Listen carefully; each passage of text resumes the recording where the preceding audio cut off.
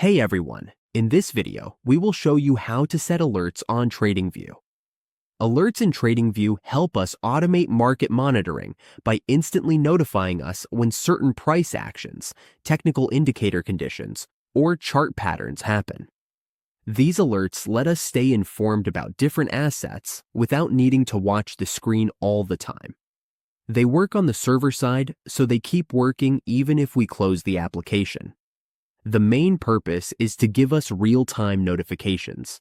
We can get instant alerts through the app, website pop-ups, emails, or webhook notifications if we allow them. This is useful for both technical and price monitoring. We can set alerts for price indicators like RSI, moving averages, or use drawing tools to spot important changes or trends. Sometimes, strategy automation lets us create alerts using Pine script strategies, including order file automation. Alerts also make our workflow more efficient by letting us use common settings and helping us keep our trading consistent. Now let's get started.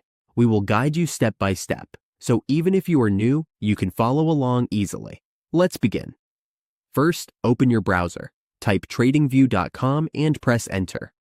You will go to the site. Once you're on this page, make sure you are logged into your account. After logging in, we will go to the chart and start our example. Click this product under Super Chats. To set an alert, choose the point where you want to be notified about a price increase or decrease.